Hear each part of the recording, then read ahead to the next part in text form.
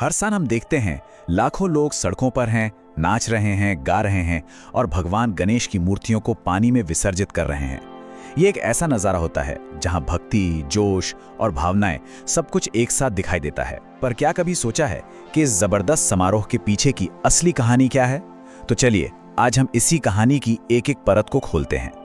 तो सवाल यही है कि ये सिर्फ एक धार्मिक रस्म है या फिर इसके पीछे कोई बहुत गहरा मतलब छिपा हुआ है। आखिर इस परंपरा की जड़ें कहां से जुड़ी हैं? चलिए पता लगाते हैं। इस सवाल का जवाब खोजने के लिए हमें समय में थोड़ा पीछे जाना होगा, मतलब बहुत पीछे, हजारों साल पहले। इस परंपरा की जड़ें एक बहुत ही दिलचस्प पौराणिक कथा से जुड़ी हैं। एक ऐसी कहानी जहां ज्ञान है, समर्पण है और एक महाकाव्य की रचना है। तो इस कहानी के केंद्र में है महर्षि वेदव्यास। उनके दिमाग में इतिहास का सबसे बड़ा महाकाव्य महाभारत तो तैयार था, लेकिन एक दिक्कत थी। उन्हें कोई ऐसा चाहिए था जो उनके विचारों की रफ्तार से उसे लिख सके। और यही एंट्री होती है भगवान गणेश की। उन्होंने ये जिम्मेदारी ली, पर एक शर्त रखी कि वेदव्यास बोलना बंद नहीं करेंगे और गणेश जी की कलम एक पल के लिए भी नहीं रुकेगी। अब जरा सोचिए, 10 दिनों तक लगातार बिना रुके लिखते रहना। जाहिर है इस जबरदस्त मेहनत की वजह से गणेश जी के शरीर का तापमान बहुत ज्यादा बढ़ गया। तो उनके शरीर को ठंडक पहुंचाने के लिए उन्हें पानी में डुबाया गया और माना जाता है कि यही था पहला विसर्जन। मतलब ये सीधे सीधे ज्ञान और समर्पण के इतने बड़े काम से जुड़ा है ना कमाल की बात? तो ये तो हुई पौराणिक कहानी, लेकिन रुकिए, जो विशाल समारोह हम आज देखते हैं वो हमेशा से ऐसा नहीं था। कहानी में एक बहुत बड़ा ट्विस्ट तब आया जब ये त्योहार घर की पूजा से निकलकर राष्ट्रीय एकता का प्रतीक बन गया।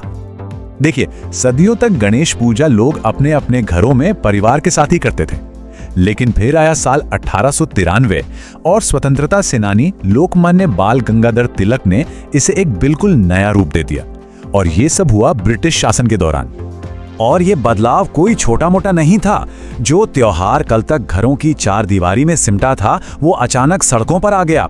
एक ऐसा विशाल सार्वजनिक आंदोलन बन गया जो लाखों लोगों को एक साथ ला रहा था। तिलक की सोच बहुत साफ और रणनीतिक थी।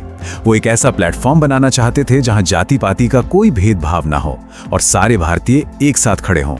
उस जमाने में अंग्रेजों ने राजनीतिक सभाओं पर पाबंदी लगा रखी थी, तो ये एक धार्मिक त्योहार के जरिए लोगों में देशभक्ति की भावना जगाने और उन्हें एकजुट करने का एक शानदार तरीका बन गया। तो हमने देखा कि कैसे एक पौराणिक कथा ने एक राष्ट्रीय आंदोलन का रूप ले लिया। लेकिन इस परंपरा का सबसे गहरा मतलब शायद इन दोनों से भी परे है। वो छिपा है इसके आध्यात्मिक दर्शन में, जो हमें जिंदगी के सबसे बड़े सच के बारे में सिखाता है। ये जो शब्द है विसर्जन, इसका असल मतलब है विलीन हो जाना या घुल जाना। ये हमें याद दिलाता है कि जैसे मिट्टी से बनी मूर्ति वापस पानी में मिल जाती है, वैसे ही हमारा ये शरीर भी हमेशा के लिए नहीं है। ये भी अंत में उसी परम तत्व में मिल जाएगा जहां से ये आया है। ये जीवन और मृत्यु के चक्र का एक बहुत ही शक्तिशाली प्रतीक है। तो जब वो मूर्ति पानी में घुलती है तो वो महज एक रस्म नहीं होती, वो एक पल का ठहराव है, एक रिमाइंडर है जिंदगी की सबसे बड़ी सच्चाई का, कि यहाँ कुछ भी हमेशा के लिए नहीं है और बदलाव ही एकमात्र नियम है जो कभी नहीं बदलता। लेकिन यहाँ एक सवाल और उठता है, अगर ये त्योहार हमें सिखाता है कि सब कुछ अस्थायी है, तो फिर इसका अंत इतना उदासी भरा क्यों नहीं होता? लोग नाचते गाते क्यों हैं? इसका जवाब ये है कि ये समारोह असल में एक विदाई है ही नहीं, ये एक वादा है। ये बहुत ही सुंदर सोच है। भक्त गणेश जी को अलविदा नहीं कहते, बल्कि उनसे अगले साल जल्दी आने का वादा लेते हैं। वो जो नारा हम सब सुनते हैं, गणपति बप्पा मोरया, अगली बरस तू जल्दी आ, वो इसी भावना को, इसी वादे को दिखाता है।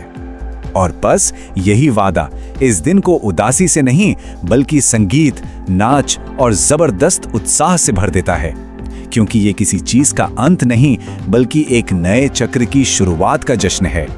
तो आखिर में ये त्योहार हमें एक सवाल के साथ छोड़ जाता है। ये हमें सिखाता है कि कैसे एक विदाई भी उत्सव और उम्मीद का प्रतीक बन सकती है। ये हमें जीवन के सबसे बड़े सच की याद दिलाता है कि अस्थिरता में भी आनंद को खोजा जा सकता है।